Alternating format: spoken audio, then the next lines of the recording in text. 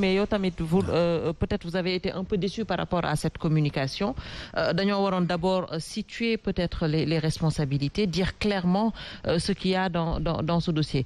Omar, la dernière fois nga ne woon waaw il fallait qu'on coupe le signal de France 24 aujourd'hui ban analyse ngay def ci cette sortie parce que ça rejoint un peu ce que la police avait dit par rapport au ministère de l'Intérieur. Il faut ñu ramener yenn propos yi. toog nañ fi ndumbelaan ñun ñëpp dañuy toog fii il faut ñuy fàttali parfois damay faral di wax professeur ne ko yenn saa yi bu ñu jékkee dégg avant ñuy wax rek nañu fàttali Sénégal ne lii mës nañ ko wax pour ñu xam ne li ñuy wax débat bi à chaque fois on est constant dans ce qu'on fait nee naa première erreur bi président def mooy c'est le Sénégal de tous et pour tous tey ce qui fait venir ces forces occultes même bu fekkee am na wala amagul on va y revenir mais c'est-à-dire le Sénégal de tous pour tous moo amul fenn loolu moo indi lu waay jóge dugg si réew mi lii seen Sénégalais yi di ñëw nga gis tey ay étrangers kenn xamul da ngay xool gis ay nit n'importe qui ñëw si réew mi c'est parce que amul contrôle c'est parce que c'est le Sénégal de tous pour tous communication boobu ça a été une erreur de sa part du ma ko nangu sama réew ku fi dugg dama koy xam identifier ko jël ay matuwaay. naturellement da nga koy xam. loolu mais il y a aussi la libre circulation. mais d'accord mais ce Sénégal de tous pour tous booy moo indi erreur yi si la bokk wax nañ ko fii beneen bi léegi nga dégg kii mu ne le gouvernement a été timide. frileux. Tu sais le problème c'est quoi. dañoo tàppet daal maanaam. C'était pas une communication politique ça a été une communication trop technique. C'est une communication qui ne s'adressait pas aux Sénégalais. Voilée mais c'est une communication qui s'adressait à l'étranger. Voilée, très voilée. C'est ça. Parce qu'ils voulaient montrer que Sénégalais Guinée, ça va, il n'y a aucun problème. Mais quand tu as convaincu les Sénégalais aujourd'hui, ce n'était pas l'objectif. Les Sénégalais n'ont pas été convaincus. Non, pas du tout. Et une communication, il faut une communication politique. C'est une science, ça s'apprend. Tu peux être technocrate sans connaître la communication politique. Et cette communication politique da nga war a wax lu xamante ni maintenant même si la tendance dafa nekkoon de l'autre côté dañuy gis tendance bi di renversé wu mais aujourd'hui jusqu'à présent il y a un scepticisme de la part des populations. mais Omar vous avez dit xam nga communication bi tout le monde a compris que c'était une communication voilée qui s'adressait peut-être pas aux Sénégalais mais à la communauté internationale. Mais est-ce que yaakaar nga ne que parce que Sénégal quand même les gens sont restés sceptiques par rapport à cette communication est-ce que vous pensez aujourd'hui que ni ñu convaincre les Sénégalais yi est-ce que convaincre nañ ko la communauté internationale. waaw mais yooyu ça va venir je ne sais pas en tout cas ce qui va se passer. mais est-ce qu'ils ont été convaincants même par rapport à. mais c'est ça c'est-à-dire xam nga tey nee na premier objectif bi c'était de s'adresser de parler avec les Sénégalais parce que man ñoom mën nañu wax ma am benn position mais quand la police parle quand la gendarmerie parle quand la justice parle damay dem ba damay xaar. parce que dafa am lu may sauvegarder man déglu nga léegi mon ami lu mu wax léegi. nee na léegi su may wax sax dañ ñaa ma defal attention. ça veut dire que au moins Sénégalais bu ne. au nom de la stabilité pas par peur. pour jàmm réew mi. pour apaisement tu es obligé nga woddu sa wax. c'est vrai. pour jàmm ñëwaat. mënoon nga wax sax d'une manière virulente mais xam nga ne réew mi am na tey fu mu toll nga ne ah lii kat bëggoon naa ko wax mais du ma ko wax. il faut que ñun ñëpp ku ci ne. ak sa position nga jouer la carte de l'apaisement muy indi parfois nit ñi am ci benn position donc loolu il faut nit ñi di ko sóor maintenant léegi nag moi je pense que nee nañu wax nit ñi lu leer. c'est-à-dire. Sénégalais yi bëgg nañu xam de quoi il s'agit. On a beau tergiverser quand tu entends le ministre de l'Intérieur. Quand tu entends le ministre de la Justice tu te dis qu'est-ce qui se passe dans ce pays. da ngay wax ba xam décision de justice bi dañ koy appliquer wala kenn du ko appliquer mais il faut ceci il faut cela il faut ñu def il faut yooyu détail la. munoo taxaw ni on est dans un pays de droit. on a une justice. on a une république que quand le juge prend une décision ou tu appliques ou tu n'appliques pas. loolu mooy réew. à quel que soit cela peut te coûter. On a parlé des conséquences, on a parlé des responsabilités, on est dans un état de droit. Si on est dans un état de droit, même s'il s'agit d'une décision impopulaire, il faut assumer. Tu n'assumes pas, tu fragilises l'état de droit. tu fragilises nos institutions, tu fragilises tout le monde parce que tey mu neex mu naxari il faut que ñun ñëpp ñu waxandoo dëgg gis nga am na loo xamante ni nit du ko bàyyi wax naa ne ko fii vendredi bi passé nee naa nen ku ne dafa xeex tey dossier bi même s'il s'agit de privé am na ci loo xamante ni ne Sonko am na ci ndam mooy lan mooy moom il a utilisé sa voix c'est la voix de la rue qui peut l'empêcher de le faire moom au moins il a assumé sa responsabilité dans ce qu'il fait il dit que moi je n'irai pas li ma mën a dimbali mën ma soutenir ba tey dugguma prison c'est la rue da koy bàyyi nañu wax ci dëgg ñun ñëpp nañu wax est-ce que da koy bàyyi du ko bàyyi même si c'est un précédent dangereux pour un pays de droit mais du ko bàyyi parce que c'est la amee ndam ba heure bi Omar maintenant état bi c'est l'état qui n'est pas responsable dans ce qu'il fait. da nga jàpp ne que l'état n'a pas pris ses responsabilités. non il prend ou il laisse xam nga ou tu emprisonnes Sonko ou tu le laisses vaquer à ses occupations loolu mooy wax mënoo téye en otage ce peuple pendant combien de temps ñu ñëw toog dans cette situation là nga naan ay Massamba ay Mademba. mais rédaction bi pareegul la ñu. non amul ay rédaction ay rédaction ay Massamba gis nga xam nga nous on sait aussi c'est pas un problème si vous avez peur laissez-le vaquer à ses occupations si vous pensez qu'il a fauté allez l'emprisonner mais loolu mooy yoon mais mënoo taxaw sa di def ay conférence de presse tey tu te fais sortir de la police demain tu vas faire sortir de la gendarmerie demain c'est le ministre qui parle là c'est le porte-parole du gouvernement après c'est le ministre de l'Intérieur après c'est le ministre de la Justice en fin de compte lan lay nduróol day mel ne cacophonie ne lan lay nduróol même bu fekkee ne tey man dama ciy chuter sax wala ma am ci problème mais j'assume au nom de l'État je libère Sonko au nom de l'État j'emprisonne maintenant les conséquences ce sera autre chose mais au moins on sait que l'État a assumé comme Sonko l'a assumé dans ses positions il l'a toujours assumé il a dit que j'utilise la mieux il a fait que j'utilise les enfants il a fait que j'utilise telle chose te loolu mu utilisé ba léegi am na ci nag. d'accord professeur une communication peut-être pour wane yenn faits yi mais soo déggee un peu ce qui se passe sur le plateau c'est comme on a comme l'impression que l'État n'assume pas wala ñi jiite n'assume pas leurs responsabilités face à cette histoire-là que jeexagul en fait. C'est vrai que ñu ñëpp seetaan nañ ko mais man en tout cas comme beaucoup de Sénégalais vraiment je suis resté sur ma faim. Comme beaucoup de Sénégalais. Parce que xam nga le problème qui se pose mooy dafa am loo xam ne su ko nit ki waxee tey soo bëggee xam ndax li muy wax dëgg la wala du dëgg da ngay xool démb. Le ministre de la Justice. Ismaïla Madior Fall. ñoom ñi fa toogoon ñëpp d'ailleurs nee nañ ils vont ouvrir des enquêtes pour situer des responsabilités c'est leur rôle. Mais je rappelle. En 2021 waxoon nañ ko aussi. mais foofu laa bëggoon na ñëw justement. Ah voilà en 2021. Mars 2022 un an après fukki nit ak ñeent dee ñu ne fukk ak ñaar yëpp dañ leen a dóor ay bal.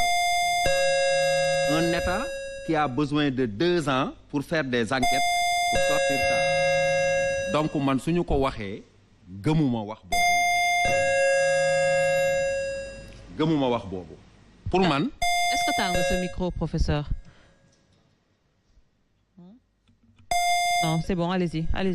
C'est bon. Allez-y. Alors donc pour man c'est-à-dire que liñ doon def démb ay naxe mbaay la rek xam nga lu tax dégg naa le ministre Fofana defe naa moom moo fi rayoon suñ gazelle yi xaw ma suñ biche yi. non du moom. non. bu ko fi defoon Sénégalais yi taxaw mu naan je suis droit dans mes bottes kanat ki la woon ci ñoom. non c'était le ministre de l'environnement. ak kum ci mën ci doon rek. de l'environnement. waaw dégg naa ko démb muy wax ne. Karim Sall. On est dans un état de droit. Ça c'est Abdou Karim Fofana. Mais on a cessé d'être dans un état de droit le jour où le Macky Sall a dit qu'il y a des Sénégalais qui sont au-dessus de la loi. loolu ñaata yoon lañ ko dénoncé un président de la République taxaw ba nga nekkee ci opposition soxla Sénégalais yi ne du ma protéger kenn utiliser style je dis bien que je ne protégerai personne ñëpp tàcc mu ñëw ne am na ay dossiers yoo xam ne man maa ci teg sama coude mais boobu lañ gëj a nekk ci état de droit. parce que état de droit lenn kese la mooy état boo xam ne dañoo tëral ay yoon ñëpp war a jaar ci yoon ñëpp yam ci yoon loolu rek mooy état de droit jarul réciter ay dictionnaire juridique jaru ko loolu rek mooy état de droit. dañu tëral ay yoon ñëpp yam ci yoon te yoon war a yamale ñëpp loolu moom defu ko. alors je rappelle aussi.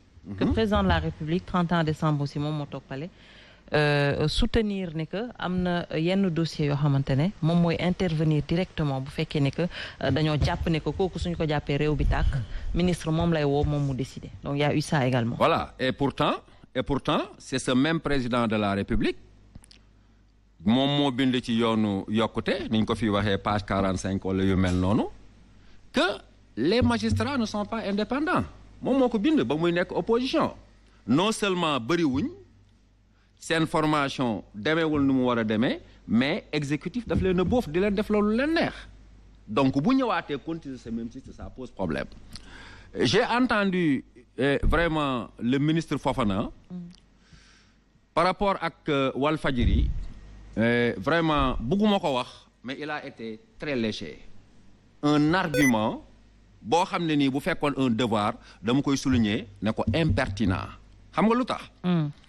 mu ne dafa am benn journaliste Walfadjri boo xam ne dafa def benn reportage ne les militaires tirent sur les manifestants mais loolu bu ko waxee da ngay tëj rajo bi depuis quand la responsabilité individuelle moom mooy war a ñëw ñu tëj tout un organe de presse. Walfadjri Bougane Gueye Dany a eu l'honnêteté de le dire moom moo ko wax la Sen TV est une télé Walfadjri est une histoire et on ne s'attaque pas à l'histoire des hommes c'est très dangereux. ma bëgg ñëpp ñoom gouvernement bi toogoon foofu di wax naan l'état est debout mais bu fekkee l'état est debout yow ñu rey sax say gendarme jusqu'à présent mënuñ ci am benn information bu fekkee l'état est debout parce que man béy léegi c'est la logique du philosophe qui suit hein yow da nga commencé wax ne il ne faut pas qu'on se fie sur des vidéos et pourtant yow li nga wax yëpp ci ay vidéos nga ko teg kon loolu mënul nekk soit vidéo yi yëpp dafa jaar yoon soit dara jaarul yoon mais mënuñ wax ne vidéo yi ay montage la alors que yeneen vidéo yi gis nañ ko cependant man personnellement je condamne la violence aveugle non man loolu gëmuma ko gis nga terre bi ñu koy toj c'était sous mes yeux. Ah bon? Oui. Témoin oculaire. Oculaire maa ngi taxaw suma kaw terrasse terre bi gaaru terre bi nekk booru domaine Fadia non je me suis posé beaucoup de questions sur cette jeunesse parce que man aujourd'hui en Casamance l'IA vient de faire en tout cas les informations qu'on a reçues 32 établissements ont été saccagés. Brûlés. Regarde la bibliothèque de l'université. képp ku koy mënti def xaw ma ku mu doon nag xaw ma ay éléments Ousmane Sonko la xaw ma ay filtré la mais l'État doit faire de telle sorte que loolu dafa war a arrêter. Mais le problème c'est qu'il faut s'attaquer à la cause et le problème aujourd'hui c'est Macky Sall la solution c'est Macky Sall. Comment ça? waaw non mais parce que Macky Sall moom moo installé le flou dans le cœur et dans la conscience des Sénégalais avec un discours qui évolue benn année nga toog ne man bindu ko wax ko taataan ko masla ko joxe ay métaphores du ma mos a def deuxième mandat troisième mandat bindu ko ci sa livre wax ko misaal ko toog benn instant ñu laajaat la nga ne nii wii ne non toog benn instant ñu laajaat la nga ne da ngeen may ñaan. kon cette question moom moo nekk. non mooy Ali Kalaj ji question boobu noonu moom mooy Ali Kalaj ji c'est la première chose. On est au centre de tout ce qui se passe. Tout ce qui se passe et c'est parce que justement dafa bëgg a am troisième mandat. moo tax ñi nga xam ne nii war nañ koo mën a tere am Ousmane troisième mandat pour parler de Ousmane Sonko ñu def ko li ñu ko def tey parce que Ousmane Sonko man je l'ai dit je ne suis pas du Pastef il faut que tout le monde le sache. Oui. Ousmane Sonko n'est pas mon leader. Mais li ñu def Ousmane Sonko tey bu ñu ko defoon Macky Sall wala ñu def la ko wala ñu def ko keneen mais dañuy taxaw di wax parce que dëgg yàlla moom moo ko moom. Gis nga le problème qui se pose mooy c'est que ce gouvernement là cet état ce régime et loolu bëggoon na su fekkee c'est possible ñu tegal ma vidéo bi xale yi joué n'est pas capable li Jean-Jacques Rousseau di wax de concilier ce que l'intérêt prescrit et avec ce que la loi permet. aujourd'hui ñoom ils sont en train de faire ce que leur propre intérêt prescrit non pas ce que la loi fait mais li ñuy wax ne dañ koy def doomu Ousmane Sonko xaw ma dëgg la xaw ma du dëgg mais loolu bu fekkee loolu c'est une insulte. Comment peut-on xale bu nekk ci école nga koy fouiller comment peux-tu dire que xale bi dugam di jàng nga koy fouiller et ça moi je le dis et je l'assume. D'accord. du ay élèves u Seydou Nourou Tall rek tous les élèves du Sénégal aujourd'hui où ils soient devraient, je ne dis pas casser parce que man du ma wax toj leen du ma wax yàq leen mais devraient porter un bras rouge wala jël seen statut yi wala jël seen photo de profil yi bañ ne loolu waruñu ko def parce que xale boobu waruñu ko ci def et vraiment gis nga réew su mu nee am comme ni ñu ko waxee il faut que la justice et l'intérêt ne soient pas divisés. Est-ce que je peux avoir ma petite vidéo? Oui, bien sûr, vous l'aurez. Je voudrais intervenir.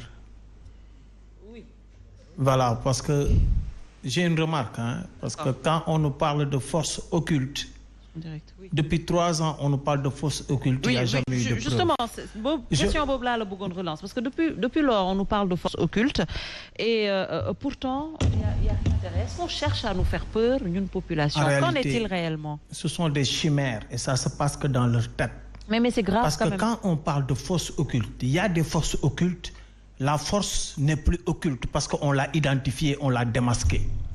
Et je dis encore une fois, nous baillons xelu sénégalais yi nii foowee suñu toogee ne tey ay forces occultes dañ fa dugg ça veut dire que ñoom xam nañ forces occultes yi et ça devient plus occulte et aujourd'hui il doit tey jii quand vous prenez koo xam ne dafay trafiquer par exemple drogue c'est une force occulte mais dès l'instant que ñu jàpp ko lan ngeen di gis da ngeen gis que à l'instant dinañ def conférence de presse génn ko wane ko tey xale yi ñuy jàpp ne dañuy def cocktail molotov lu ñuy def lu dal leen di jël wane leen wane cocktail molotov yi 3 ans ñu naan ñu force occulte te mënuñu ñu présenter ces forces occultes là donc nañu bàyyi caaxaani ak fo yi encore une fois quand on dit une force est occulte mënoo ko sax wax parce que tu ne maîtrises pas cette force là suñu toogee naan y a des forces occultes ça veut dire que ñoom xam nañ force occulte yi te buñ waxee dëgg ba wax dëgg ñan la ñu gis tey ñu nekk ci ay pick-up di génn ci siège APR yor seen i ngàndaay ñan lañ gis donc kay force occulte mën na nekk ay vidéo yu ñu non il faut qu'on soit sérieux pique bi sax fan ko denc nit ñi xam nañ ko fii kenn mënu fi def lu ump parce que c'est nous dans nous et qu'on arrête de nous parler de force occulte 3 ans et il y a aucune preuve qu'on peut nous mettre sur la table il faut qu'on respecte les Sénégalais et qu'on passe à autre chose loolu laa doon préciser. D'accord alors oui Kader yow kee moo doon tardé Omar Faye mais léegi yow yaa bëgg jël place am apparemment sur la com du gouvernement. waaw daa baax rek. xam nga force occulte yi muy wax ni. man dama jàpp ni peut-être que dafa am benn message bu ñuy envoyer les Sénégalais. que les forces occultes actuellement peut-être ñu ngi au palais. ñu ngi fan même au palais même. si est-ce que même le président de la République est libre de ses mouvements, de ses propos et de tout. Kader ça fait rire ça. waaw xam nga lu tax. qu'est-ce que ça veut lan nga bëgg a wax foofu. xam nga lu tax pour le relancer là pour qu'on puisse comprendre nous. xam nga lu tax. dans le président de la République se permet de nous dire. duma wax waaw duma wax déet. joxal cër président nag nga ne ko se permet de nous dire. waaw mooy njiitu réew mi. de nous dire. waxee ko neneen nga war ni oui ni non. ñu ne ni oui ni non. et ba léegi nii parewul pour yeewi ñu. et aussi boo xoolee ci remaniement ministériel. mais pourtant nee nañ ko ñaan ci njëkk. non waaye yooyu après la day évoluer bi ñu demee aussi ci remaniement ministériel bii passé nga xam ni ci lañ jox Amadou Ba mu jiite liñ ci gis moom moo di foofu cacophonie bu extraordinaire dafa am. dans quel sens. ba à un moment on s'était même posé la question lan moo xew quand on annonçait que à 19h dinañ joxe liste gouvernement bi mujj gi ñu naan ay négociations entre les partis coalition Benno ak keneen. alors que le président de la République moom ci boppam moo war a jël certaines décisions. mooy ci remaniement bu ba. donc qu'est-ce qui s'était passé historique bi ngay def. voilà lan moom moo xew.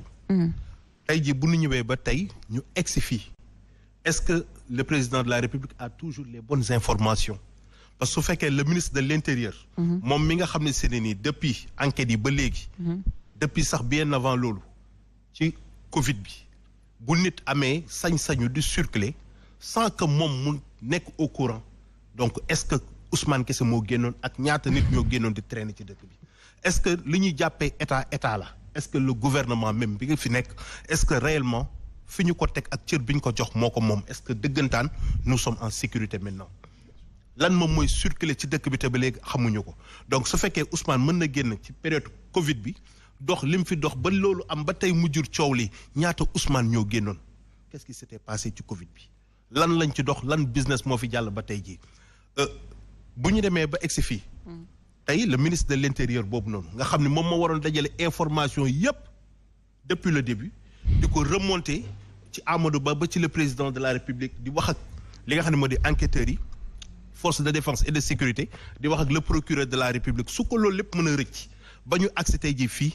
damay wax ne li nga xam ne mooy njëkk dëggantaan su fekkee ni le président est libre li waroon am moom moo di remaniement ou réaménagement bu gaaw 4 ministres yi toog démb je pense que dañu tenir le président de la République en otage parce que ñooñu noonu suñu bëggee tey jii ñu baal ma coup d'état suba Macky du fa fanaan parce que ñoom ñooy état bi ñooñu toog ñoom lañ gën a soxla le premier ministre le ministre de l'Intérieur le ministre de la Justice le ministre des Forces armées mais ñii bu ñu nee Macky Sall tey du fanaan et actuellement nii su fekkee remaniement ou réaménagement day am ñoom 4 ou exceptionnellement peut-être Amadou Ba te Amadou Ba peut-être su fekkee dafa nekk di lorgner toujours fauteuil président de la République le président n'est pas en sécurité maintenant léegi ñii nga xam ne si ni ñoom kenn ku ci nekk ci ñoom doyoon nga ci nga couvriroon ou bien nga éviter woon le Sénégal mu dugg ci kaawo bi donc benn am na dysfonctionnement ci ni nga xam ne noonu la ñuy remonter les informations ou ni ñuy communiquer entre même ministre même donc y a problème su fekkee dañu ragal ki nga xam ne mooy le ministre de l'Intérieur ba tax kenn ci ñoom xëy na du ko demander ay compte wala moom info yi muy jot parce que su li ma mënul dégg mooy on s'était pas préparé à ça état du fo état am na toutes les informations su fekkee ne seen ni ñu gisee état ak ni ñu ko concevoir ni ñu ko joxee ñu accepté ko mooy dara mënu leen ump donc li njëkk moom mooy li xewoon 2021 ñu ne dañ ñu bett ñu ñëw encore juin 2023 2 ans après le président de la République ne li fi xewoon di fi xewaat et ñu gis ne peut-être ou presque pire moom moo am ci li nga xam ne moom lañ gisoon donc y a problème soit ñoom ils ne communiquent pas soit ñoom ci seen wàllu bopp dañu tenir le président en otage te ñun waxuñu ñu lan moom moo xew dëggantaan au palais il se passe quelque chose boo xam ne maintenant li ñu soxla mooy que Macky Sall jël son courage à 2 mains expliquer les Sénégalais que moom ci boppam il est tenu en otage ou bien il n'est pas libre comme ñun nañu ko xalaatee parce que quelqu'un boo xam ne yow yaay diriger yow yaa war a nekk ci kaw au-dessus de tout yow boo demee ba léegi fi mu toll nii ñun ak yow ñun ñoo yem ci yenn information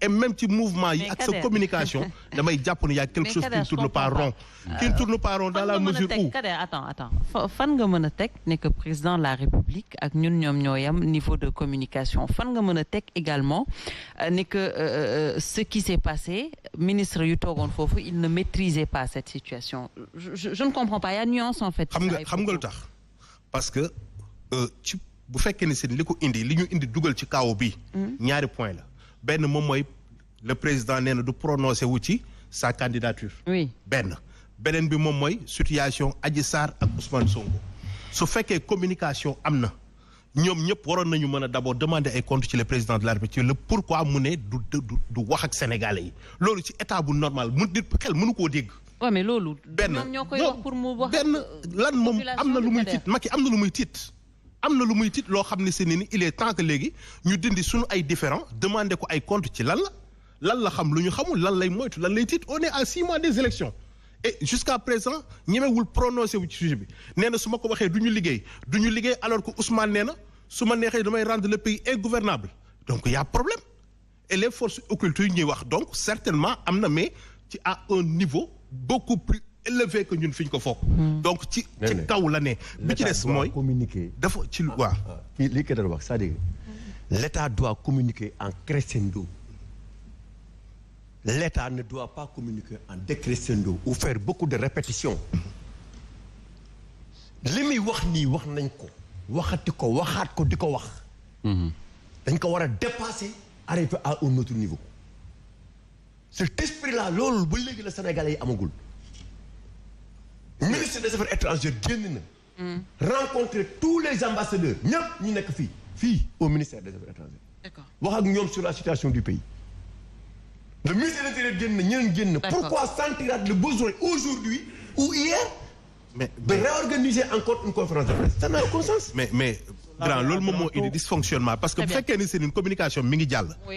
li ngay njëkk a gis moom mooy le procureur général bi mu génnee conférence de presse bi mu def te mënoon du woon moom c'est le ministre de l'intérieur moom moo ko sacrifié parce que dossier bi eggagul woon foofu.